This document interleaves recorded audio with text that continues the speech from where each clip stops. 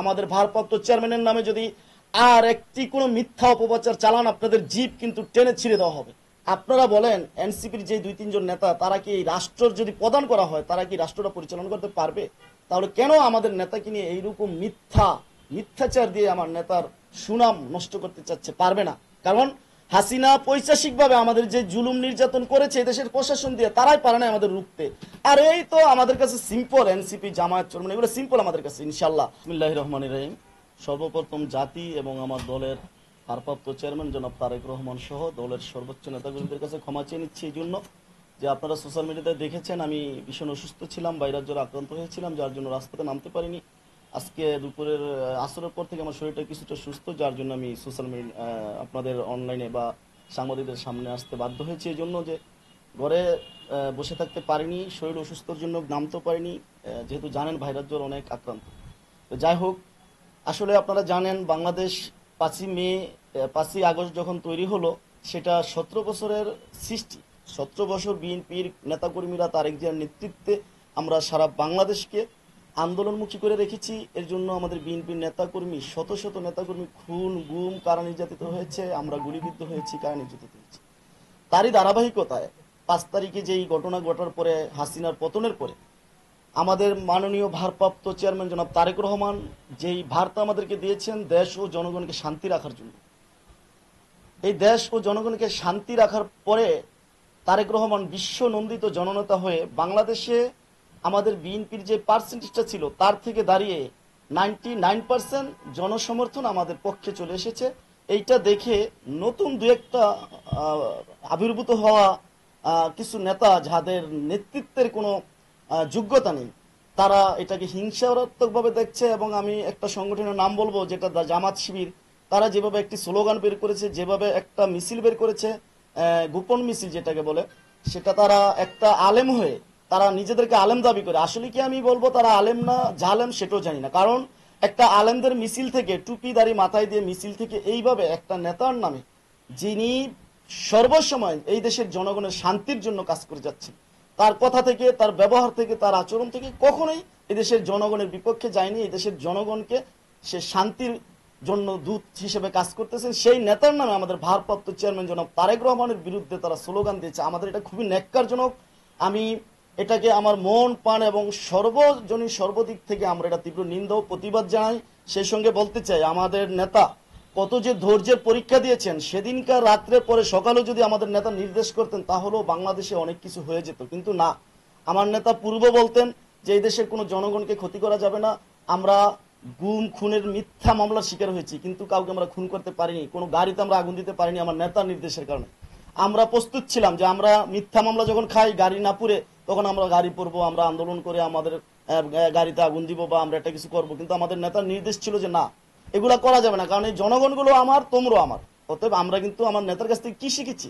এদেশের মানুষকে ভালোবাসতে শিখেছি। এই ভালোবাসাটাই এখন, জনগণকে ভালোবাসাটা এখন এই এনসিপি, জামায়াত বা এই বেয়াদবের মতো একটা চরমোনাই দল, যাদের মুষ্টিময় কিছু নেতা, তারা কিন্তু এখন আমার নেতাকে নিয়ে হিংসা করতেছে। আসলে এটা আপনার আদার বেহারির একটা গ্রামের একটা গল্প আছে। আপনি জাহাজের কাছে যদি একটা ছোট্ট কোষাটিনি বেঁধে রাখেন, সমুদ্রের মাঝে যা হয়। আমরা আমাদের আমাদের নেতা ভারপ্রাপ্ত চেয়ারম্যান জনাব তারেক রহমান এবং মা খালেদা জিয়ার যেই একটা 5 মিনিটের বক্তৃতা আপনারা শুনেছেন, এত নির্যাতনের পরে, জুলুমের পরেও আমাদের মা কিভাবে সন্তানদেরকে ভালোবাসা দিতে হয়, কিভাবে মমতা দিতে হয়, সহানুভূতি দিতে হয়, সেখানে কিন্তু তিনি দিয়েছেন। এইটাই বর্তমান কিছু দলের হিংসাত্মক। আর তারা দেখতেছেন, যদি সুন্দর পরিবেশে একটি নির্বাচন হয়, তাহলে বাংলাদেশে তারেক রহমানের নেতৃত্বে বিএনপি ক্ষমতা আসবে। সেই নির্বাচনটাকে বানচাল করার জন্য, দলটাকে বদনাম করার জন্য, আপনারা দেখেন 4 দিন আগে মার্ডার হয়েছে যেদিন, সেদিন কিন্তু কোনো ভিডিও তারা ছাড়েনি। এই ভিডিওটা আমি এবং সারা দেশ জানতেছে আজকে যে এই ভিডিওটা, এই মৃত্যুটা কিন্তু একদম পরিকল্পিতভাবে হয়েছে, পূর্ব পরিকল্পিত। তা না হলে এনসিপির হাতে কিভাবে এই ভিডিওটা যাবে? এনসিপি কিভাবে ফার্স্ট ছাড়লো? তারপর দেখেন বুয়েট চুয়েটে যে মিছিলটা হয়েছে, আমাদের নেতার ন্যাক্কারজনক একটা মিছিল করেছে আমাদের নেতার নামে। এটা কিন্তু আমরা চাইলেই যে কোনো সময় ঘেরাও করতে পারি। আমরা এটা চাই না, কারণ আমরা দেশের সহিংসতা চাই না। আরেকটা বিষয়, আমি দেখলাম আইডিয়াল স্কুলে একটা ছেলে, কয়েকটা ছেলে মিলে আমাদের মরহুম শহীদ প্রেসিডেন্ট জিয়াউর রহমান সাহেবকে তারা একটা ভুল ব্যাখ্যাভাবে তারা ছবিগুলোতে যে কাজ করছে, এটা কিন্তু ন্যাক্কারজনক। এটা বাংলাদেশের স্বাধীনতার ঘোষক শহীদ প্রেসিডেন্ট জিয়াউর রহমান, যিনি স্বাধীনতার ঘোষণা না দিলে এই দেশটা স্বাধীন হতো না। অতএব আমরা ঢাকা মহানগর দক্ষিণ বিএনপি এবং উত্তর বিএনপি আজকে সমাবেশ করেছে, দেখেছেন সেখানে কি পরিমাণে লোক হয়েছে। আমরা চাইলে কিন্তু যে কোনো কিছু হয়, কিন্তু আমার নেতার নির্দেশ আমরা শান্তিপূর্ণভাবে এই দেশটাকে তৈরি করব এবং এই দলটাকে একটি শান্তিপূর্ণ জায়গায় নিয়ে যাবে। আপনারা ইতিমধ্যে দেখেছেন, যদি আমাদের দলে কেউ কোনো অন্যায় করে থাকে সাথে সাথে তাকে বহিষ্কার করা, সাথে সাথে তার ব্যবস্থা নেওয়া। কিন্তু একটা দলের কাজ কি? দলের কাজ কিন্তু দেশের রাষ্ট্রের আইন হাতে নেওয়া না। একটি রাষ্ট্র রয়েছে, রাষ্ট্রের প্রধান এখানে ডক্টর ইউনূস সাহেব, মার্ডার হলো আপনার মিটফোর্ডে, এই দায়ভার যাবে সরকার প্রধানের হাতে। কিন্তু আমাদের ভারপ্রাপ্ত চেয়ারম্যানের নাম নিয়ে কেন তারা স্লোগান দেবে, মিছিল করবে? অতএব এটা বুঝাই যায় যে পূর্ব পরিকল্পিত। কারণ আমাদের দল এবং আমরা কিন্তু রাষ্ট্র পরিচালনা করছি না, আমরা এই দেশের সাধারণ জনগণ। আমার ভারপ্রাপ্ত চেয়ারম্যান জনাব তারেক রহমান সাহেব কিন্তু এখনো এই দেশের, সে আমাদের লিডার, বাট জনগণ হিসেবে সে এখনো কিন্তু রাষ্ট্রপ্রধান বা আমাদের গভর্নমেন্টে আসে না যে আমাদের উপর দায়ভার যাবে। অতএব এই দায়ভারটা কিন্তু আমরা বুঝতে পারতেছেন সম্পূর্ণ পূর্ব পরিকল্পিত, যাতে আমাদের বিএনপির ভোট এবং আমাদের সুনাম তারা নষ্ট করতে পারে, বিশৃঙ্খলা করতে পারে আমাদের দলটার মধ্যে। এই জন্য তারা এই কাজগুলো করছে। আমি আরেকটা কথা বলবো, আমরা আপনাদেরকে হুঁশিয়ার দিয়ে বলতে চাই, দেখেন উপরে আল্লাহ পাক আছে, কারো পরিচ্ছন্ন একটি জামার মধ্যে কাদা লাগায়েন না। কারণ এটা যখন আপনি একটা জামার মধ্যে কাদা লাগাবেন, অন্য কেউ দেখছে। যেমন আপনারা মার্ডারটা করেছেন, আপনাদের এই তথ্যগুলো কিন্তু বেরোবে। আজকে কিন্তু একটা ছাত্র অ্যারেস্ট হয়েছে এনসিপির মিছিল থেকে। হ্যাঁ, আপনারা কিন্তু দেখতেছেন। আসলে কি আমার জাতির কাছে আমি একটা প্রশ্ন রাখতে চাই, আপনারা বলেন এনসিপির যে 2-3 জন নেতা, তারা কি এই রাষ্ট্রের যদি প্রদান করা হয়, তারা কি রাষ্ট্রটা পরিচালনা করতে পারবে? তাহলে কেন আমাদের নেতাকে নিয়ে এইরকম মিথ্যাচার দিয়ে আমার নেতার সুনাম নষ্ট করতে চাচ্ছে? পারবে না। কারণ হাসিনা পৈশাসিকভাবে আমাদের যে জুলুম নির্যাতন করেছে দেশের প্রশাসন দিয়ে, তারাই পারে না আমাদের রুখতে। আর এই তো আমাদের কাছে সিম্পল, এনসিপি জামায়াত চরমন এগুলো সিম্পল আমাদের কাছে। ইনশাল্লাহ আমরা তো যদি আমরা হুঁশিয়ারি দিতেছি বারবার, আমরা কিন্তু ধরি না, দলকে কিন্তু ছাড়বো না। আমরা জিয়াউর রহমান সাহেবের সৈনিক, আমরা জিয়াউর রহমান সাহেবের ভালোবাসা বুকে ধারণ করেছি, মা খালেদা জিয়ার আস্থা আমরা বুকে নিয়েছি, তারেক রহমানের নির্দেশ নেতৃত্ব আমরা বুকে ধারণ করে নিয়েছি। আমরা শহীদ জিয়ার সৈনিকেরা মরণকে ভয় পাই না, এটা আপনারা দেখেছেন। আমাদের পুলিশ আর্মির গুলি আমরা উপেক্ষা করো, রাজপথকে রক্তাক্ত করো, আমরা রাজপথের রোদ তাপে বৃষ্টির মধ্যে বিজয় আমরা প্রোগ্রাম সফল করেছি। অতএব শহীদ জিয়ার আদর্শের সৈনিকের এই 17 বছরে কিন্তু আপনার পরীক্ষিত নেতৃত্ব দিয়ে পরীক্ষিত কর্মী হয়ে আজকে এই জায়গায় রয়েছেন। অতএব আপনাদেরকে আমি সাবধান করে দিতে চাই, আপনারা যে জায়গায় নেতৃত্বে আছেন তারা আপনাদের মতো করে নেতৃত্ব দেন, কিন্তু আমাদের বিএনপির নামে, আমাদের ভারপ্রাপ্ত চেয়ারম্যানের নামে যদি আর একটি কোনো মিথ্যা অপপ্রচার চালান, আপনাদের জিপ কিন্তু টেনে ছিঁড়ে দেওয়া হবে। আপনাদেরকে ইঙ্গিত করে বলতে চাই, কারণ আমরা কোনো মারামারি হানাহানি আমরা এই দেশে চাই না। আমরা একটা পরিচ্ছন্ন নির্বাচন চাই, যে নির্বাচন জনগণ যাকে ভোট দিবে, জনগণ যদি মনে করে তারেক রহমানের নেতৃত্বে এই দেশ পরিচালনা সম্ভব, তাহলে আমরা জনগণ সরকারের ক্ষমতায় আসবে, বিএনপি ক্ষমতা আসবে। জনগণ ছাড়া কিন্তু এই দেশের রাষ্ট্র ক্ষমতার মালিক, রাষ্ট্র সাইন করার মালিক জনগণের। এই দেশের সংবিধানের সর্বপ্রথম হচ্ছে এই দেশের জনগণ, এই দেশের মালিক। অতএব জনগণই নির্ধারণ করবে এই দেশটাকে পরিচালনা করবে। অতএব জনগণের বাহিরে কোনো রায় আসবে না। আপনারা যেই ভোট চান, আরপি চান, ওই চান, সেই চান, যা চান, ভোট হবে সুস্থ একটি সুন্দর পরিবেশে নির্বাচন হবে। এই দেশের জনগণ যাকে রায় দিবে সেই দেশের সরকার গঠন করবে। আমরা আশা করি বিএনপির যে সুনাম রয়েছে, আমরা ইনশাল্লাহ আগামীতে ভোটের মাধ্যমে আমরা বিজয় নিশ্চিত হয়ে এই দেশকে একটি সুন্দর সরকার উপহার দিবে। এই হিংসার মাধ্যমে, এটা নিয়ে হিংসা করে আজকে কিছু ছোট পাতি নেতারা বড় হয়ে যারা একটা রাষ্ট্রের মতো পরিচালনার দায়িত্ব পেয়েছে, তারা বুঝতেছে না রাষ্ট্রটা কি, তারা রাষ্ট্র নিয়ে চক্রান্ত করতেছে। আমি মনে করি জিয়াউর রহমান সাহেবের পরিবার, মা খালেদা জিয়া এবং তারেক রহমানকে নিয়ে যদি কেউ ষড়যন্ত্র করেন, তাহলে এই বাংলাদেশকে নিয়ে ষড়যন্ত্র করলেন। কারণ এই 17টি বছর তারেক রহমান এবং মা খালেদা জিয়া তাদের অক্লান্ত নির্যাতন এবং পরিশ্রম দিয়ে এবং নির্যাতিত হয়ে এই দেশকে নেতৃত্ব দিয়ে আজকে দেশটাকে একটি সুন্দর পরিবেশে নিয়ে আসছেন। অতএব আমাদের নেতাদেরকে আপনারা মিথ্যা অপবাদ দিবেন না দয়া করে, ভবিষ্যতে কিন্তু আর ছাড় দেওয়া হবে না। আমরা আপনাদেরকে ধন্যবাদ জানাই অনাবিল টিভিকে, কারণ সর্বসময় আন্দোলনের সময় আমাদের পাশে ছিলেন। আমি আর একটা কথা বলি, শেষ করব। দেখেন বাংলাদেশে এখন যেখানেই যান আপনি কিন্তু ভার্সিটিতে বলেন, এই ইসলামী স্কুলে বলেন, কি বলে ওইটাকে, আলিয়া মাদ্রাসায় বলেন, সেইখানে কিন্তু জামায়াতের কিছু কমিটি আছে। এই কমিটিগুলো তারা গোপন রাখে।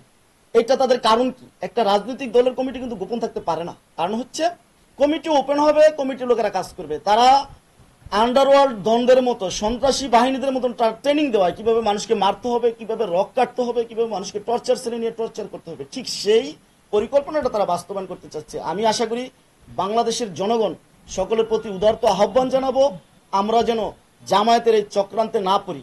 আমাদের জুলাই যোদ্ধারা যারা রয়েছি, আমরা যেন এনসিপি একটা দল, বিএনপি যেমন একটা বিশাল বড় দল, এনসিপি একটা ছোট দল, হোক দল, কিন্তু সে এখন দলে নিবন্ধন হয়েছে। এনসিপি কিন্তু এখন জুলাই যোদ্ধা হয়ে এখন কিন্তু তারা ছাত্র নেতা না, তারা ছাত্র জনতার নেতা ছিল যখন তারা দল করে নাই।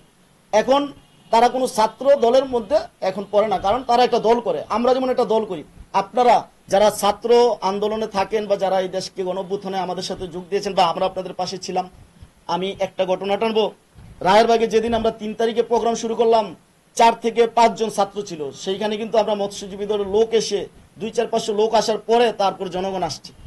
ছাত্রদেরকে আমি একটু পূর্বের অতীতে নিয়ে যেতে চাই। আপনারা কিন্তু শাহবাগের মোড়ে চিৎকার করেছিলেন, সেইখানে কিন্তু আমাদের মহাসচিব ডিক্লেয়ার দিয়েছিলেন ছাত্রদের পাশে থাকার, আমাদের ছাত্র দলের সভাপতি রকিবুল সাহেব ডিক্লেয়ার দিয়েছিলেন, আমাদের যুব দলের সভাপতি মুনা সাহেব ডিক্লেয়ার দিয়েছিলেন। তার মানে কি, এই ডিক্লেয়ার গুলা আমাদের ভারপ্রাপ্ত চেয়ারম্যান সাহেব থেকে আসা।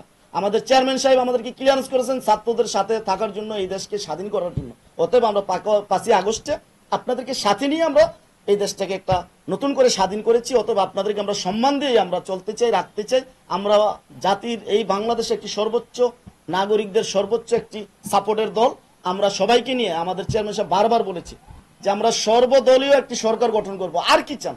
আমাদের 31 দফাকে সম্মান করুন, 31 দফাকে সম্মান করে দল করুন, আপনারাও সম্মান পাবেন। এই 31 দফা হচ্ছে রাষ্ট্রের জন্য, এটা নট বিএনপির জন্য, নট তারেক রহমান সাহেবের জন্য, এটা রাষ্ট্রের জন্য ছেড়েছেন ভারপ্রাপ্ত চেয়ারম্যান জনাব তারেক রহমান। অতএব এই 31 দফাকে ফলো করে আপনারা আগুন। যদি আজকে আমি এনসিপি কে বলবো, আপনারা যদি রাষ্ট্রের জন্য কাজ করতে চান তাহলে 31 দফাকে ফলো করেন।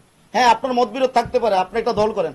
আপনি একবার কি চিন্তা করেছেন যে আপনি হল থেকে, আপনি যে 21 হলে ছিলেন, সেই হলে আমার এক আত্মীয় আছে, আপনি হল থেকে বেরোনোর সময় 50 টাকা 100 টাকা নিয়ে আন্দোলনে এসেছেন বা ক্লাসে গেছেন, এটা আমাদের বিষয় না, ব্যক্তিগত বিষয়, আমরা সেদিকে যাব না। কিন্তু আজকে আপনি কোথায় আছেন?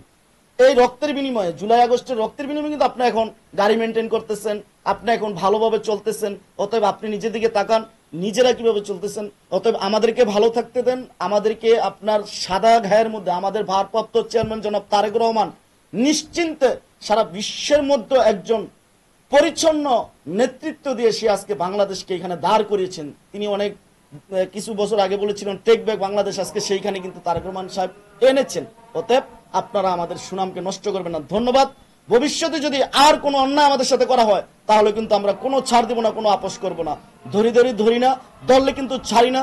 জিয়ার সৈনিকেরা কিন্তু রাজপথে কারোর সাথে আন্দোলন করতে ভয় পায় না। যেখানে পুলিশ লীগ, ছাত্রলীগ, যুবলীগ হামলা করে আমাদেরকে গুলি করেই আমাদেরকে হটাতে পারে না। আর আপনাদের সাধারণ মুখের ভাষায়, মুখের কথায় আমাদের হাতের শক্তিকে আপনারা দেখতে চান না। আমরা এই দেশে আর কোনো অস্থিতিশীল চাই না।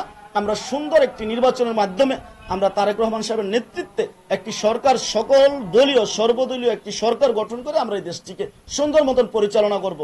তারপরে আমরা আপনাদের সবাইকে নিয়ে আমরা সুন্দর মতন এই দেশে বসবাস করব, এই আমাদের চিন্তাধারা। ধন্যবাদ।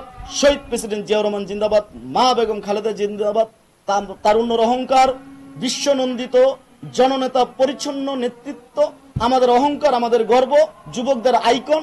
আরেকটি কথা, যুবকদের কথা বলতে গিয়ে মনে পড়লো, আমাদের এই যেই আমাদের একটা সমাবেশ হয়েছিল সকল যুবকদের নিয়ে, হ্যাঁ, এই সমাবেশটাই আমাদের জন্য, ওদের জন্য একটা মানে মাথা নষ্ট হয়েছে যে সকল যুবকরা, ছাত্ররা এখন বিএনপির প্রতি আকৃষ্ট। কারণ তারেক রহমান যে 31 দফা দিয়েছে, এইখানে রাষ্ট্র এত সুন্দর একটা ইউরোপের মতো একটা সিস্টেম চালু করে দিয়েছে। ধন্যবাদ সবাইকে, ধন্যবাদ আপনাকে। মাননীয় ভারপ্রাপ্ত চেয়ারম্যান জনাব তারেক রহমান জিন্দাবাদ। বাংলাদেশ জাতীয়তাবাদী মৎস্যজীবী দল জিন্দাবাদ। ঢাকা মহানগর দক্ষিণ মৎস্যজীবী দল জিন্দাবাদ। আমার সংগ্রামী আহ্বায়ক সাহেব অসুস্থ, তিনি এই জন্য আসতে পারেনি। এই জন্য আমি অসুস্থ থেকেও আমাদের ঢাকা মহানগর দক্ষিণের মৎস্যজীবী দলের পক্ষ থেকে ব্রিফিংটা দিলাম। আমাদের সাথে রয়েছেন আমাদের কেন্দ্রীয় সাবেক সদস্য এবং সিনিয়র যুগ্ম আহ্বায়ক মোহাম্মদ আবু বকর সিদ্দিক। আমাদের ঢাকা মহানগর দক্ষিণ মৎস্যজীবী দলের আহ্বায়ক মোহাম্মদ শাহ আলমের পক্ষ থেকে সকলকে ধন্যবাদ। বাংলাদেশ জিন্দাবাদ, তারেক রহমান জিন্দাবাদ। ধন্যবাদ।